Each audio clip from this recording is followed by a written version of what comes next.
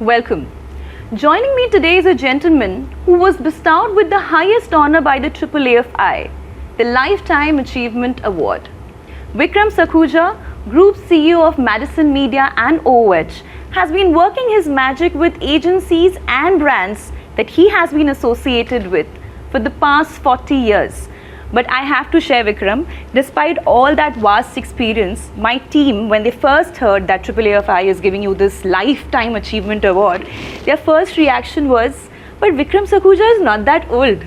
Yeah, even I thought I was just getting started. So tell me, what was your reaction when you got that call, and were you ready to cross over to kind of join the league of the advertising greats like Shashi Sinha, Sam Balsara? No, I was pretty blown. And look, it's obviously humbling, yeah, because all these, I checked on it, there are about 31 sort of lifetime winners before me.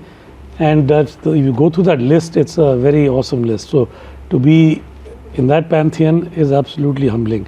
So yeah, it is great. And I don't know, I must have done something right to get it, but yes, I'm very, very thankful. But what was your first reaction when you got that call? I said, wow, but why? And okay, and you were the ideal advertising import of the 1980s. I think IIT Delhi, IIM Calcutta. Did you feel back then that you're going to survive for four decades in this industry and you will be a prominent name by the end of it? Okay, I'm going to tell you something which maybe, I don't know how many people know, I kept it to myself. So, look, when I did in IIT, by third year, it was clear to me that I can't do engineering. And especially when I went for I was 5-year engineer, so not the 4 that you have now.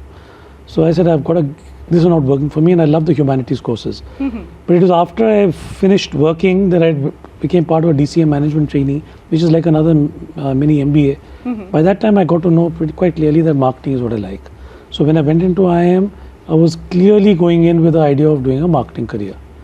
And I think after that also, you have these people, finance guys, you get slotted. So I was slotted right from the first term onwards as the marketing type. So I would say that I was pretty clear that that's where my future is going to be. So I think that clarity was razor sharp at that point in time. And somewhere in the legacy of I'd love it, this was a very private thought I was saying to myself, that somewhere if in my epitaph, if I could write, he's the guy who made a difference to marketing in India, that would be nice. So it was just something which you keep in the back of your mind. In fact, it was one of the trainings that at Proctor, when they said, just whatever it might be, write a career epitaph for yourself. So I did. And since then, somehow these things they obviously work, because somewhere in your subconscious it gets buried, but you're at it. So I think yes. So I'd say yes, I guess it's just conspired in a certain way. You create a visualization, they call it. So I don't know. So I think it's worked out well. And back then, we're talking about 4 decades ago, what was that one thing that attracted you about advertising? There must have been that one spark which you thought, To understand how consumers tick. Why do they buy? That. And is that spark still alive? I think so, yeah. So end of the day, I've always defined marketing as getting more consumers to buy more of your brands more often at a higher price. So that is my definition of marketing. It's a demand creation job. So if it's a demand creation job, you got to finally get under the skin. You got to understand all the whatever they call it, those neuro-linguistic models and all that kind of funny things. But point is, you need to understand what exactly it is that motivates people to act the way they do. So if you keep asking, if that interests you, then you always look for answers. And if you look for answers, one thing leads to another.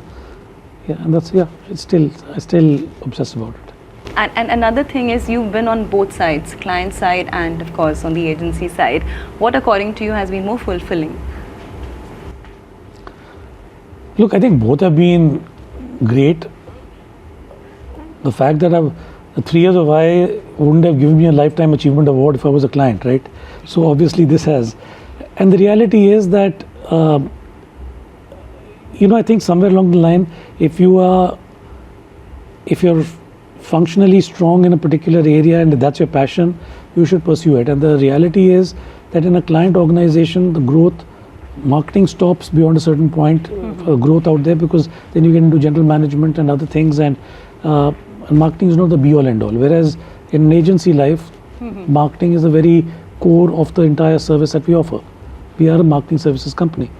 So it's, for me, I think that's why I'd say maybe the agency life is more fulfilling, because in the long term, you are doing the entire purpose of your organizational or your corporate being is to pursue your passion of marketing. So yes, agency. Another thing, Vikram, throughout your career, you've stuck to organizations for pretty long tenures, be it Group M before this or Madison. What really inspired that kind of loyalty? No, I think it's a very key part of, if you want to do well, you must stick it out. I'm very, very clear about that. And it's basically a rolling stone gathers no moss. So if you really want to get the best of what an organization has to offer, you have to experience it in its true sense. 8 years P&G, 5 years Coke, 14 years WPP, and now 9 years Madison. So I think on this one, the overriding thought really has to be, there has to be a pretty good, you should have a bigger reason for why you want to leave an organization rather than joining a new one. You can always find something about a new one, but why is it that you want to leave your current one? There should be a proper issue which is holding you back. I really can't relate when a bunch of, today in our agency, when some very good people leave, they say, why? No, we're having a good time here, but I think my growth is now plateauing here. I want to go somewhere else and learn something new. I just can't relate to that. Now, because somewhere along the line, if you want more growth, of course, is it not available here? No, I'm comfortable here. I'm getting too comfortable. I think that's a problem. If I have to look at if you just look at across the corporate sort of diaspora, you'll find all the people with the most stellar careers, large number of them, overwhelmingly large number of them have had very long stints in one company. The entire, Sudhir Sitapati is CEO of Factory, the HUL. You look at each one of those professionals. They've been before they reached whatever the top levels at Lever, and then after that maybe they weren't getting the CEO job there. So then they moved to another CEO. Right. But they all stuck it out for 20, 25 years in one organization. Learned everything that they could. No, you just learn it is the intangibles. If you just keep on moving from one place to another, I can guarantee you that you will not be successful. So yeah, it's a very firm conviction. And another thing is, in your career, when you started off, there were broad verticals which were pretty defined: media, creative, client side. Today, if you were to start again, which kind of agency would you join? Would you go back to a media agency? Would you go to something like a content marketing or an influencer or a digital, or so many things that are available right now?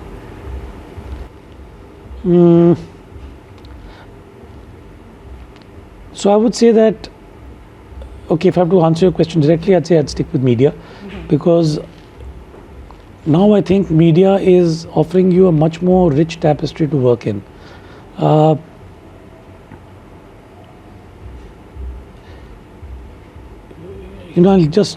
going on a tangent basically to another part of your question.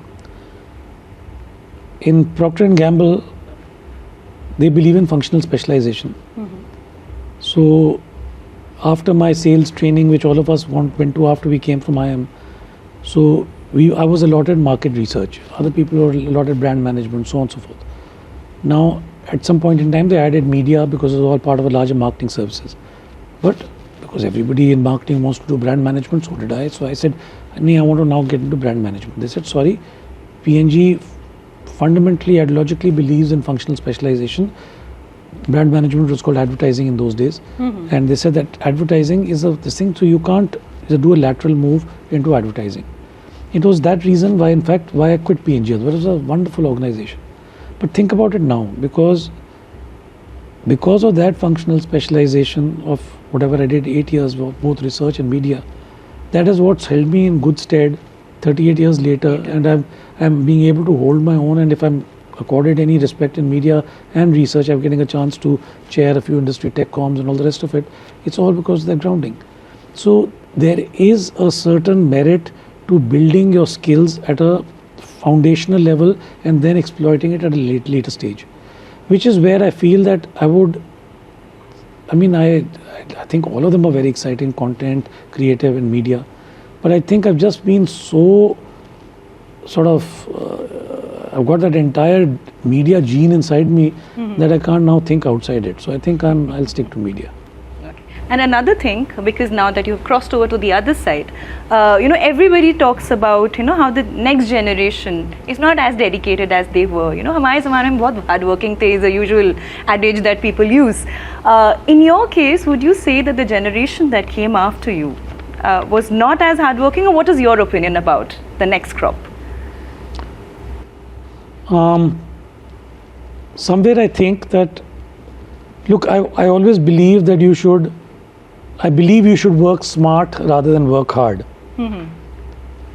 I see the new generation having the potential and the capability to work way smarter than we did, and that is good. The part which I am not seeing right now is the need for achievement. We used to call it NH. Now, I think the ambition, drive, staying the course, playing a test match rather than a T20. I think that's the part where I have a problem. I don't have a problem with the amount of hours they put in. I don't think the answer is so much hard versus, I think I would take smart over hard any day. So, I'm sorry to disagree with Mr. Narayan Murthy, but I don't believe in 70-hour days. Or whatever, we just heard another top honcho talking 7 days a week, and let's not take his name, but I completely disagree with that kind of thinking. I think we must have a life of our own, and I don't think I'm the best ambassador for that because I work a bit stupid hours. But having said that, I absolutely respect the current generation's capability to work lesser hours and doing the same result. The part where I have a slight problem with is their dedication to stay the course, play the test match and say that this is what I'm going to move it from here to here. See it through, basically. Yeah, so I think it's a little transient. Okay, and just one last question. What are the biggest challenges and the biggest opportunities you see for media agencies in 2025? Challenges is, I think, overcoming the big headwind that we've had second half of 24 in terms of, I would say, at least the ADEX slowdown. So it's a bit inexplicable because macros seem good, but obviously some of the micros are not working well because clients are not really spending that much, and pretty much across the board. So I think that is a challenge which we need to overcome. And I think, again, if you have to go with my definition of marketing, the job of marketing is a demand creation job. If demand is a problem, that's a challenge, right? And that's what that's what agencies like us should be actually seizing up and saying, let's solve this problem. So that's a challenge. I think the other things that we need to be also seized about is how to manage connected TV. I think that's going to become, it's already a pretty big force. Maybe 20% of all TVs are right now, 15-20% of all TV sets are right now maybe connected in terms of watching. In terms of actual hardware, it's more. And I think that's going to increase like mad. So the ability to measure audiences, ratings, all of that in connected TV is completely different, obviously, from the entire BARC-led, people meter-led, the linear TV kind of reading. I don't know whether we are that equipped to handle it as of this moment. We're using some stuff which the big tech dishes out. I think it's very, very suboptimal. That needs to increase. The third area which I think we have to also figure out is, I think right through, it's important for accountability in media. Somewhere I feel with digital, it's become already so big and it's already too big to fail. But I am a little worried about the lack of accountability. I have a in principle governance problem with a media owner completely deciding what their entire how many people are watching them, the entire billing, revenues, everything. They only decide, they only give you the bills. I think that's principally wrong. It shouldn't be, because for the longest time ever, we wouldn't, even something as revered and respectable and with high governance like Star would subject themselves to a time monitoring, to just get third-party monitoring to make before they build their spots. Now, if they can open themselves up to that, and so right now we need the same here. The reality is that we have techniques available, but whether on viewability, whether on in-market audiences, whether on ad fraud, whether on whatever else, all the various things that come in, I don't think it has become that accountable or that third party rather than media owner led, and that worries me, because if one day it implodes, then the collateral damage that will happen will at least, like you had the financial meltdown in 2008, you could have the equivalent of that in media. I worry about that because it's so big now. It's now going to be hitting 50% soon. Super. Thank you for that in-depth answer, Vikram. And yeah, it's your big day, so congratulations once again. Thank you. Looking forward to much more magic coming from you in the coming years as well. Thanks. Hope to make some impact.